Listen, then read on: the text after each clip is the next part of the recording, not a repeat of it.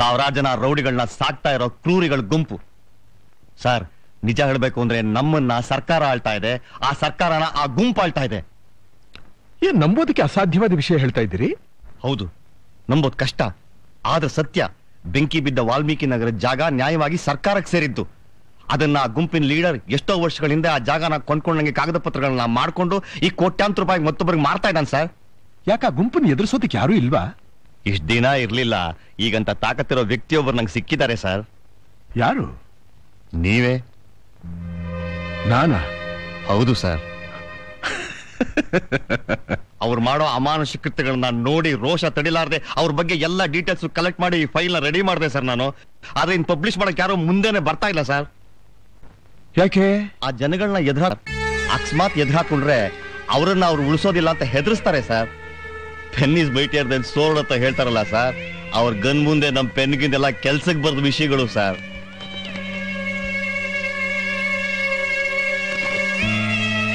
ಮೈ god, judge ಮಗನ ಕೈನೇ ಕತ್ತರಿಸಾಕ್ಬಿಟ್ರ?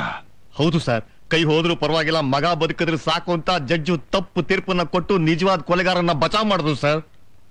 ಇಂಥ ವಿಷಯಗಳನ್ನ ತಿಳಿದ ಮೇಲೆ ನನಗೆ ಅವ್ರ ಮೇಲೆ ರೋಷ ಬಂದಿದ್ದು ಸರ್. ಆದ್ರೆ ನಾನು ಏನ್ ಮಾಡ್ಲಿ, ನಾನು ಒಂಟಿಯಾಗಿ ಅವ್ರನ್ನ ಎದುರಿಸಿ ನಿಲ್ಲೋ ಶಕ್ತಿ ನನ್ನ ಹತ್ರ ಇಲ್ಲ ಸರ್. ಸರ್, ನೀವು ಅವ್ರನ್ನ ಎದುರಿಸೋಕ್ ನಿಂತ್ಕೊಂಡ್ರೆ ನಾನ್ ನಿಮ್ ಜೊತೆ ಇರೋಕ್ ಸಿದ್ಧ ಸರ್. ಮಿಸ್ಟರ್ ದಿವಾಕರ್, ನಾನ್ ಸೈನ್ಯದಲ್ಲಿದ್ದವನು. ದಿನ ಯುದ್ಧ, ಹೋರಾಟ, ಸಾವು, ನೋವು ಇದನ್ನೆಲ್ಲ ನೋಡಿ ನೋಡಿ ತುಂಬಾ ಸಾಕಾಗೋಗ್ಬಿಟ್ಟಿದೆ. ಈಗ ನನಗೆ ಬೇಕಾಗಿರೋದು ಶಾಂತಿ, ನೆಮ್ಮದಿ, ಅಲ್ಪ ಸ್ವಲ್ಪ ಸಮಾಜ ಸೇವೆ ಅಷ್ಟೇ. ತಗೊಳ್ಳಿ, ಈ ಫೈಲ್ ನಿಮ್ಮ ಹತ್ರನೇ ಇರ್ಲಿ ಸರ್. ಪ್ಲೀಸ್, ದಯವಿಟ್ಟು ನನ್ನ ಬಲವಂತ ಮಾಡಬೇಡಿ ಸರ್. ಬಹಳ ಕಷ್ಟಪಟ್ಟು ಫೈಲ್ ರೆಡಿ ಮಾಡಿದೀನಿ ಸರ್. ನಿಮ್ಗೆ ಯಾವಾದ್ರು ಬಿಡಿದಾಗ ರೆಫರ್ ಆದ್ರೂ ಮಾಡಿ ಸರ್. ನನಗೆ ಬಿಡುವೆಲ್ಲಿರ್ತೀರಿ, ಮಾಡಬೇಕಾದ ಕೆಲಸ ಬೇಕಾದಷ್ಟಿರುತ್ತೆ. ಯಾವತ್ತಾದ್ರೂ ಈ ಫೈಲ್ ನ ಅವಶ್ಯಕತೆ ಬಿದ್ದಾಗ ಈ ನಂಬರ್ ಟೆಲಿಫೋನ್ ಮಾಡಿ sir. Okay, thank you very much sir. You are welcome. Thank you.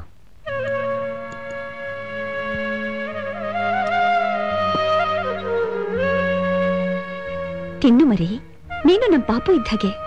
ಊಟ ಮಾಡಪ್ಪ. ಅಳ್ಬೇಡಪ್ಪ. ಯಾಕಪ್ಪ ಅಳಬಾರ್ದು, ಧೈರ್ಯವಾಗಿರು. ಇದನ್ನ ನಿನ್ ಮನೆ ಅಂತ ತಿಳ್ಕೊ, ಹ್ಯಾಪಿ ಆಗಿರು.